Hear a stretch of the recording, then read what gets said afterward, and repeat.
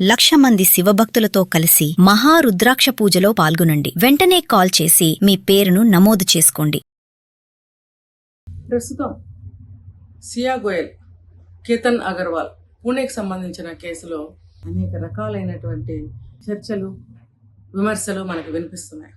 ఒక ఆడపిల్ల అయ్యుండి ఇలా చేయడం ఏంటి? Welcome to Suman TV. నేను మీ రజనీరమ్మ. విషయంలోకి వెళ్తే సియా గోయల్ వయసు 21 సంవత్సరాలు, కేతన్ అగర్వాల్ 26 సంవత్సరాలు. వీళ్ళకి 22 సంవత్సరాలు దాటితే కానీ ఆడపిల్లకి పెళ్లి చేయకండి అన్న కోర్టు తీర్పులను పక్కకు పెట్టి పెళ్లిళ్ళు చేస్తున్నారు.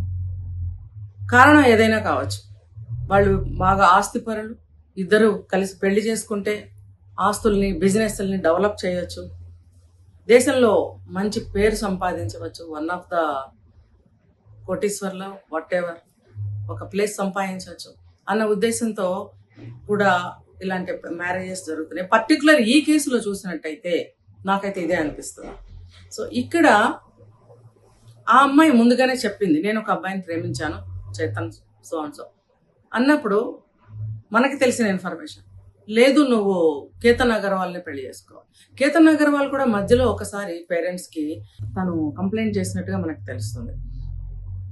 ఈ సియా గోయల్ ఎవరైతే ఉందో తను సరిగ్గా తెలుసుకోండి, ఆమె ఎవరినైనా ఇష్టపడుతుందా, నాకు అలా అనిపిస్తుంది, మీరు తెలుసుకోండి అని అన్నప్పుడు లేదు లేదు అంటే మనకి ఇక్కడ పిల్లలు అలాగే మాట్లాడతారు, వాళ్ళ మొహం వాళ్ళకేం తెలుసు అని సమర్థించేయడం అనేది జరుగుతుంది. యువతల వాళ్ళు కూడా సరే అలాగే సరిపెట్టుకుంటారు. ఎందుకంటే ఇక్కడ మేజర్ పాయింట్ ఒకటి ఉంది, కారణం ఒకటి ఉంది. ఆస్తులు రెండు కలుపుకుంటే అఫ్కోర్స్ అమ్మాయి ఆస్తి అబ్బాయికి వస్తుందా అంటే రాకపోవచ్చు, కానీ వేరే వేరే రూపంలో ఎన్నో ఆస్తులు కూడా వీళ్ళకి రాసి ఇస్తారు. అమ్మాయికి పెళ్లి చేసి వెళ్ళేటప్పుడు ఆ రకంగా అమ్మాయికి వాటా కూడా ఏమన్నా వస్తుందా అనేది ఉంటుంది. సో ఇంకొకటి, ఒక బ్రాండ్ ఉన్న వాళ్ళని మ్యారేజ్ చేసుకుంటే బాగుంటుంది అన్న కారణం ఒకటి. కాబట్టి హైఫైస్ ఇద్దరు కూడా పెళ్లి చేయాలని నిర్ణయించుకుని వాళ్ళకి పెళ్లి నిర్ణయించడం, డేట్ ఫిక్స్ చేయడం, నవంబర్లో పెళ్లి అని చెప్పారు. అయితే ఇక్కడ ఏమవుతుందంటే ఆడపిల్లలు చెప్తే ఏం చేస్తారో, తంతారో, కొడతారో, చంపుతారో, హౌస్ అరెస్ట్ చేస్తారో, మళ్ళీ తర్వాత అతన్ని కలుసుకోనికండే చేస్తారు. ఈ ఆలోచనలతోటి ఇంకొకటి ఏంటంటే ఈ అబ్బాయికి నత్తి ఉంది, కొద్దిగా విగ్గు పెట్టుకుంటాడు, అంటే మహామన్మధుళ్లాగా అందంగా కనపడాలి. ఇప్పుడు అట్రాక్షనే కదండి లవ్ కంటే ముందు ఎక్కువగా మనకు కనిపిస్తుంది. ఆ అట్రాక్షన్ కోసం వీళ్ళు ఫిదా అయిపోతున్నారు. మరి ఈ ఎవరైతే చేతన్ అనేవాడు ఉన్నాడో అందంగా ఉన్నాడు అంటే అది మనం చెప్పవలసిన విషయం కాదు. ఆ అమ్మాయి దృష్టితో చూసింది, ఆ అమ్మాయికి అబ్బాయి బాగానే చేశాడు. ఇప్పుడు ఇతన్ని ఈ అబ్బాయితో ఎంగేజ్మెంట్కి ముందే చేతన్తో ఫస్ట్ నైట్ జరిగింది అని చెప్పి కూడా ఒక మాట చెప్తున్నారు. కాబట్టి ఇవన్నీ ఇలా చేసేస్తే ఆ పెళ్లి క్యాన్సిల్ అయిపోతుందన్న ఉద్దేశం కావచ్చు. ఏది ఏమైనా సరే నేను కోరుకున్న వాడితో జీవితం గడపాలి, మేమిద్దరం చాలా అందంగా ఉంటాము, భవిష్యత్ ప్రణాళికలు ఎన్నో వేసేసుకుంటారు. ఇవన్నిటికీ పెద్దవాళ్ళ పరువు ప్రతిష్టలు కానీ, ఆ చేసుకోబోయే అబ్బాయి మానసిక స్థితి కానీ, ఆ అబ్బాయి స్టేటస్ కానీ, ఆ అబ్బాయి యొక్క మనసు, ఆ అబ్బాయి యొక్క ప్రేమ, ఆ అబ్బాయి యొక్క మంచితనం, అతనికి ఉండే సెల్ఫ్ రెస్పెక్ట్, ఇవన్నీ కూడా ఇవి గుర్తు రావు. తనకి ఏది నచ్చిందో దాన్ని చేయకపోతే దేనికైనా తెగిస్తారు, ఏమైనా చేస్తారు, అడ్డం తీసేయాలి. ఆ ఉన్మాదం అనేది ఆ రకంగా ప్రవర్తింపచేస్తుంది. కాబట్టి మనం ఇక్కడ ఒక ఆడపిల్ల అయ్యుండి ఇలా చేస్తుందా అనటానికి ఇది మనసు. ఆడపిల్ల మగపిల్లాడని కాదు, అంటే నేను సపోర్ట్ చేయడం కాదు. ఇక్కడ ఆడపిల్ల ఇలాంటి పనులు చేయవచ్చా అని అన్నప్పుడు నేను చాలా వీడియోస్లో ఇదే కారణం చెప్పాను. ఆడ మగ ఇక్కడ తేడా కాదు. అమ్మాయినా అబ్బాయినా ఒక చెడు చేసే ముందు కానీ ఏదైనా ఒక డెసిషన్ తీసుకునే ముందు, గుడ్ ఆర్ బ్యాడ్ ఏదైనా సరే, వాళ్ళు తీసుకునే నిర్ణయాలు ఆవేశపూరితంగా ఉన్నట్టయితే కనుక ఇలాంటివి జరుగుతాయి. పూణేకి చెందిన కేతన్ అగర్వాల్, సియా గోయల్ వీళ్ళిద్దరూ కూడా బాలి ట్రిప్కి బయలుదేరి మధ్యలో ప్రయాణం ఆగిపోయింది. రీజన్ చూస్తే కేతన్ అగర్వాల్ యొక్క పాస్పోర్ట్ దాచేసి ఆమె ప్రయాణం క్యాన్సిల్ చేయించినట్టుగా తెలిసింది. ఈ సంఘటన మీద మనం మరింత వివరంగా, క్యాబ్ డ్రైవర్ ఎవరైతే ఉన్నాడో అతను చెప్పిన వివరాలు, ఇన్ఫర్మేషన్ ఏదైతే ఉందో, కేతన్ అగర్వాల్ యొక్క పాస్పోర్ట్ ని దాచేసే విషయం, సియా గోయల్ తన తమ్ముడో అన్నయ్యో సియాల్ అతనితో పాటు ముంబైలో ఎయిర్పోర్ట్కి బయలుదేరింది ఒక క్యాబ్లో. బయలుదేరినప్పుడు దారి మధ్యలో వాళ్ళిద్దరు విపరీతమైన ఆర్గ్యుమెంట్ చేసుకోవటము, తర్వాత మధ్యదారిలో కేతన్ అగర్వాల్ని తను పికప్ చేసుకోవడం, అదే క్యాబ్లో ముగ్గురు వెళ్ళడం, దారి మధ్యలో టీ తాగాలని చెప్పి డ్రైవర్కి కార్ ఆపమని చెప్పారు. సో మధ్యలో ఆగి టీ తాగారు. టీ తాగిన తర్వాత వీళ్ళు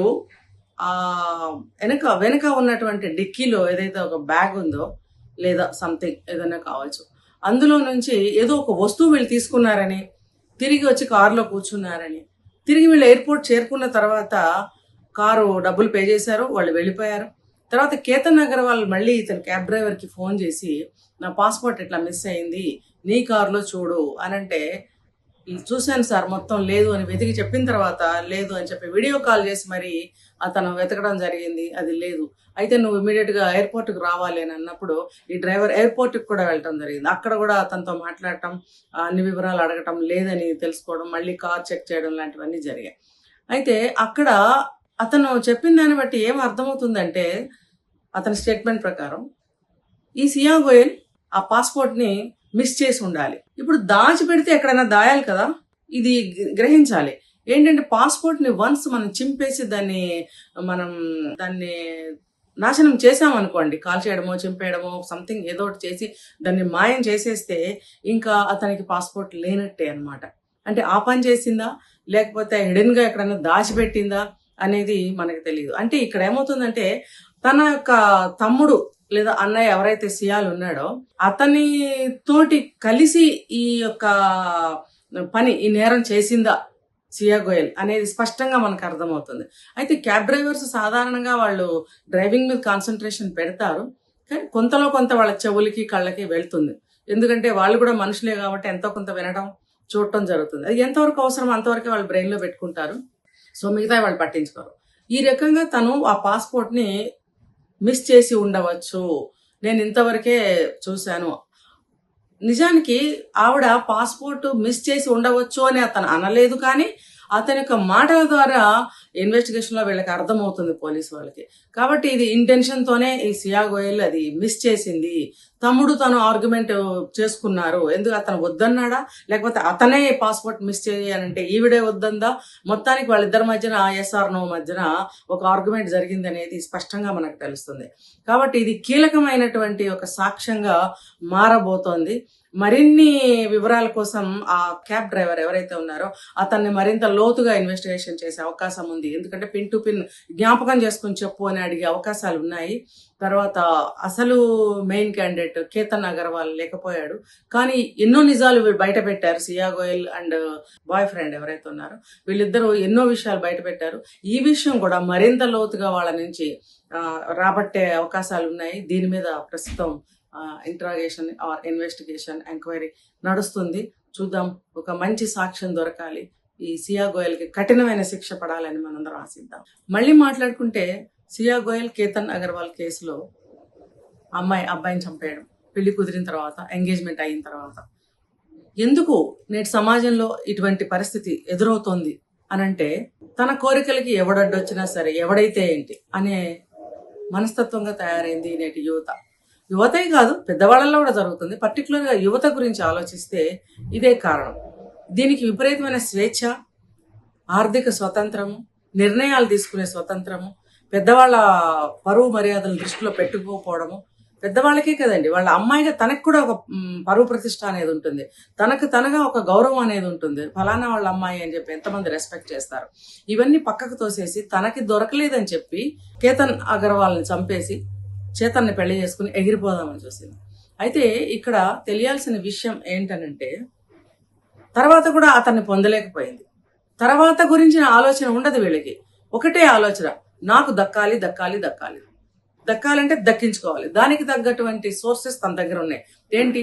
తను డెసిషన్ తీసుకోవడం, తర్వాత మనీ, తర్వాత స్వేచ్ఛ. దేనికి ఎవరో అడ్డుకునే పరిస్థితి లేదు. నెంబర్ 4 చెప్పుకోవాలంటే, ఎంత ఉన్నవాళ్ళైనా లేని వాళ్ళైనా ఇద్దరు పిల్లలనే కంటున్నారు. ఇద్దరు పిల్లల్ని కన్నప్పుడు ఒక ఆడ ఒక మగ, లేకపోతే ఇద్దరు అమ్మాయిలు ఇద్దరిని కూడా సమానమైనటువంటి గారాబంతో ప్రేమతోటి ఎంతో ఇదిగా పెంచుతారు. అపురూపంగా పెంచినప్పుడు పిల్లల్లో ఇలాంటి స్వభావం తయారవుతుంది. వీళ్ళకి డెసిషన్ తీసుకునే వయసు 21-22 వచ్చినా రావట్లేదని చెప్పుకోవాలి. డెసిషన్ తీసుకోవాలి అని అంటే దానికి ఎంతో స్ట్రాంగ్ మైండ్ కావాలి, ఎంతో ఆలోచన అనాలిసిస్ కావాలి. ఇవన్నీ లేకుండా నిర్ణయాలు తీసుకోవటం వల్ల సమాజంలో నేడు ఇలాంటి పరిస్థితి ఏర్పడుతుంది. ఇప్పుడు నేటి సమాజంలో ఎలా మారిపోయారంటే వ్యక్తులు స్వార్థం, తను ఆనందంగా ఉండటానికి ఏమైనా చేస్తారు, దానికోసం ఏమైనా చేస్తారు, ఎవరినైనా అడ్డం తీసేస్తారు. ఇలా తయారైంది యువత. ఎన్నో సంవత్సరాలుగా తాతలు తండ్రులు సంపాదించినటువంటి పరువు ప్రతిష్టని ఇంకా శ్రమపడి ఇంకా ముందుకు తీసుకెళ్లిన తల్లిదండ్రుల యొక్క గౌరవ మర్యాదలు, 3 తరాల గౌరవ మర్యాదలు, వాళ్ళ పరువు ప్రతిష్టలు వీళ్ళకి ఇంతగా కనిపిస్తాయి అన్నమాట. క్షణికంగా గడ్డిపోచలాగా కనిపిస్తాయి. ఎందుకంటే వీళ్ళు సంపాదించలేదు కదా. ఆస్తులైనా సరే, పరువు ప్రతిష్టలైనా సరే వీళ్ళు సంపాదించినవి కాదు, ఆ విలువలతో పెరగలేదు. వీళ్ళ తల్లిదండ్రులు, వాళ్ళ తల్లిదండ్రులవి, తాతలవి వాటిని ఇంకా వృద్ధి చేసి ఆస్తులనైనా పరువు ప్రతిష్టలనైనా గౌరవ మర్యాదలు, పరువు ప్రతిష్టలతో పాటు గౌరవ మర్యాదలు కూడా, గౌరవ మర్యాదలతో పాటు పరువు ప్రతిష్టను కూడా సంపాదించడం అనేది ఎంత కష్టతరమో వీళ్ళకి అస్సలు అర్థం కాదు. ఎందుకంటే దాని గురించి వాళ్ళకి తెలీదు. మాకు అవసరం ఏముంది, ఎక్కడుంది పరువు, చూస్తున్నాం మనం, ఎక్కడుంది పరువు అంటే ఏంటని మాట్లాడుతున్నారు.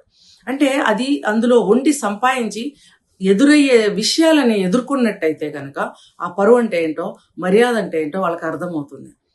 రెండవది, వాళ్ళకి వాళ్ళ తల్లిదండ్రులు ఎవరైతే ఉన్నారో వాళ్ళని వాళ్ళ తల్లిదండ్రులు ఎలా పెంచారు, వాళ్ళ తల్లిదండ్రులు వాళ్ళ తాతలు ఎలా పెంచారో ఆ పంథాలో, ఆ వరుసలో పిల్లల్ని పెంచకపోవడం వల్ల కూడా పిల్లల్లో ఇవి చాలా శాతం తెలియకుండా పోతున్నాయి.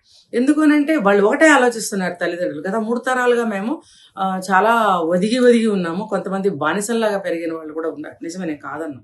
తల్లిదండ్రులు చెప్పిన విధంగా నడుచుకుంటూ ఉండడం వలన వాళ్ళకి ప్రైవసీ కోరుకుంటున్నారు, అతి స్వేచ్ఛ కావాలని వాళ్లే కోరుకుంటున్నారు. ఇందులోంచి విముక్తి ఎప్పుడు అని వాళ్ళు కూడా బాధపడుతున్న సందర్భాల్లో ఇలా వాళ్ళ భావాలు వ్యక్తం చేయటం అనేది మనం చూస్తున్నాం సమాజంలో. సో వాళ్ళ పిల్లలకి ఏంటంటే ఆస్తిని ఇవ్వగలుగుతున్నారు, చదువుని ఇవ్వగలుగుతున్నారు, ఇష్టమైన స్పౌస్ని ఇవ్వగలుగుతున్నారు, కానీ ఇటువంటి విలువల్ని ఇవ్వలేకపోతున్నారు. అట్లీస్ట్ వాళ్ళకి కొద్దిగా కూడా నేర్పలేకపోతున్నారు. ఈ నేటి తరంలో ఇలాంటి మార్పులు రావడానికి, నేర ప్రవృత్తి పెరిగిపోవడానికి రూట్ కాజ్ ఇదే అని నేను అనుకుంటున్నాను.